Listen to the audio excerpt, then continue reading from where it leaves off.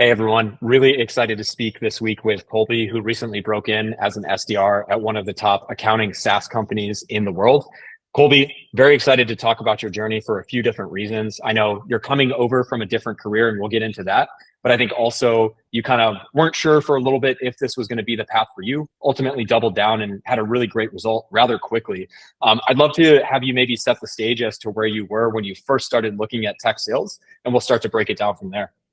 Yeah, definitely. So before tech sales, before this course, I was in commercial banking for about 4 years. So good company. I liked where I worked, liked the people there, but just kind of thought wanted something with some really good training and something that was a little bit more dynamic. And with sales and tech sales, you can really kind of control your income. So if you work hard, okay, you can be incentivized through that, and that was really attractive to me. So a couple months ago, I started looking into it and found higher levels and got the course and started going through it. But I've got a family at home I'm supporting, so I just thought, I don't know if I can take that risk right now. So kind of backed out.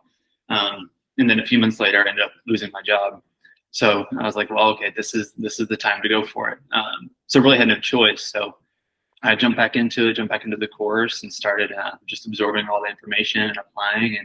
And only took me about probably 3 weeks to land a job. So it was fast, but kind of more of a gun to the head mentality of, okay, I got to find something now. So I think just goes to show that if you really get this 100%, it can happen for you. Yeah, 100%. And I'd love to pick into that too, because I very much resonate with that myself.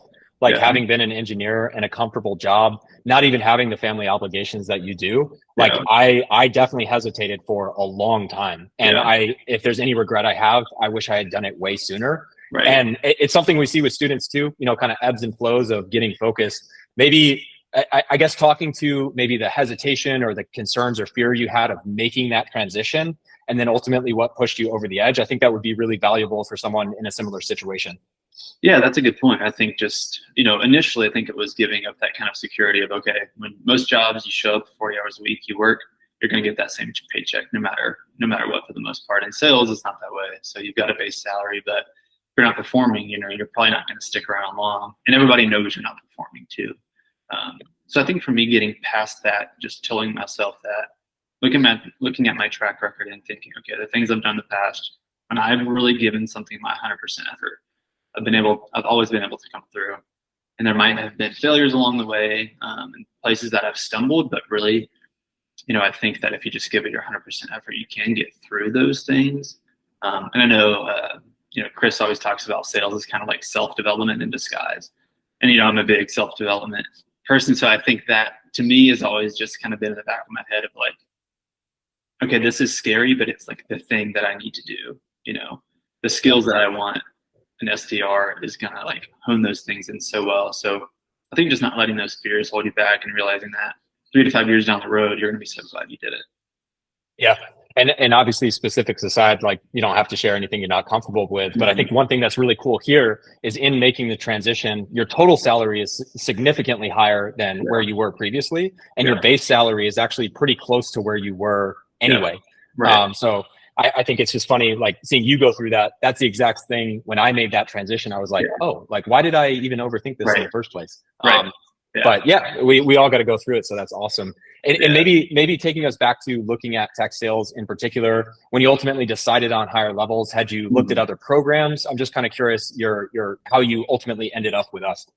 Yeah, that's a good question. I had seen some other YouTube videos, but I didn't do any programs previously. I think just your YouTube videos just kind of resonated well with me. You seemed like you were just giving straight information. You weren't selling this pie in the sky dream.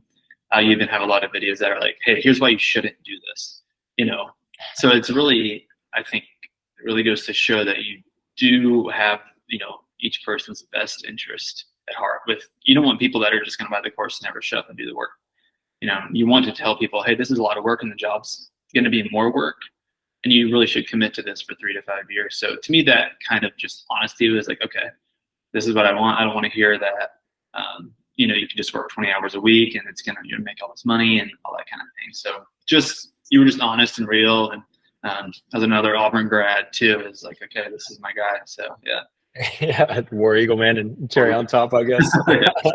But no, that's cool. And obviously it was great to see. I know, when you kind of came back to the community and really doubled down, like you said, it was what, 3-4 weeks Yeah. where you kind of focused. Was there anything in particular in the program that you found really valuable, helping you break in? Any one or two things that stood out? Yeah, I think for me, the most helpful thing was the recreated interviews. So watching those just kind of gave me a little confidence of like, okay, this is what an interview is going to look like. And just knowing that a lot of it's just having conversation, hopping on a call, just talking for a few minutes, casual conversation about whatever.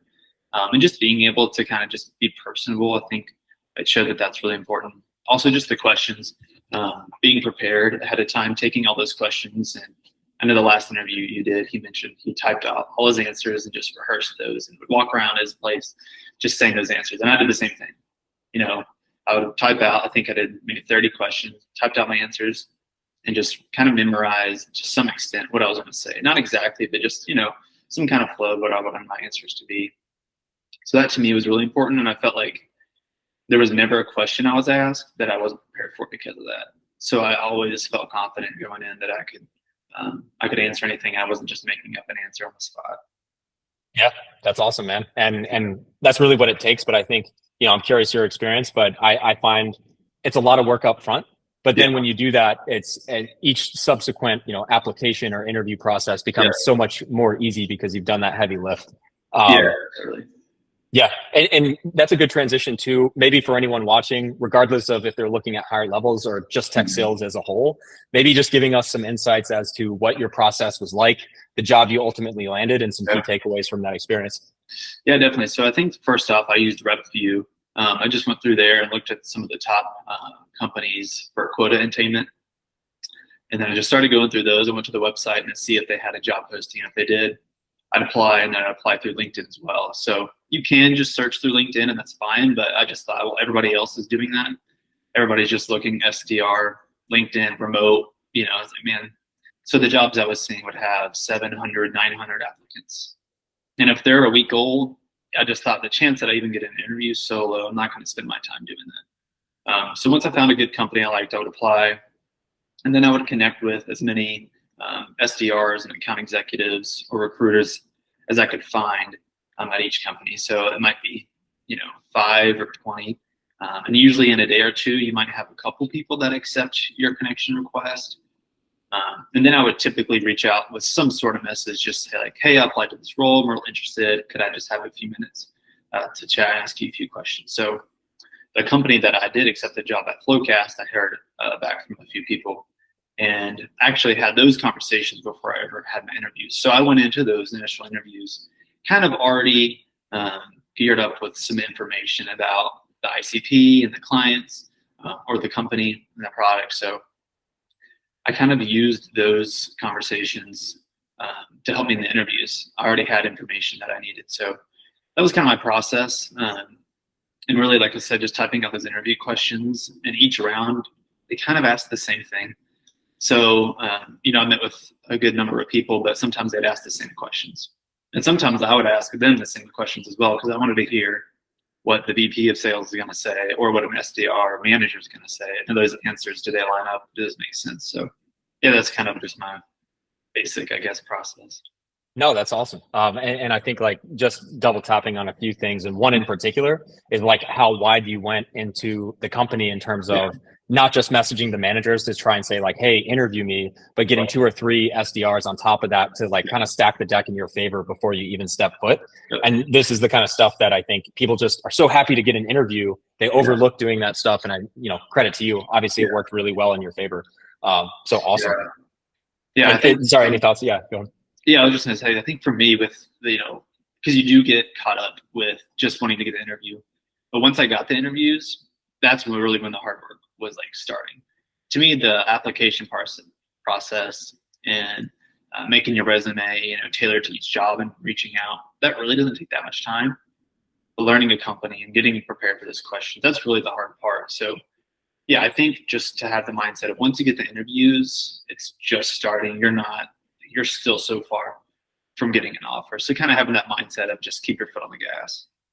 Yeah, no, that's awesome. And maybe just even taking a broader step back, lots of great nuggets we've already talked about, but for anyone watching this, if there's any other pieces of advice or kind of things that you learned throughout the process that would be kind of like a non-negotiable for you going forward? Is there anything that you would say to someone earlier on than you are now in this process that they should absolutely do, or just golden nuggets of wisdom from your own experience? Yeah, I would say the biggest thing is just to not wait around. I looked at this a few months back, and even in the 3 months kind of that passed since I came back, a lot's changed. So just the speed that tech sales is moving at, the competition that's out there, in 6 months, who knows what's going to look like. In a year, it could be completely different. So now is really the time to get in. I think don't wait around.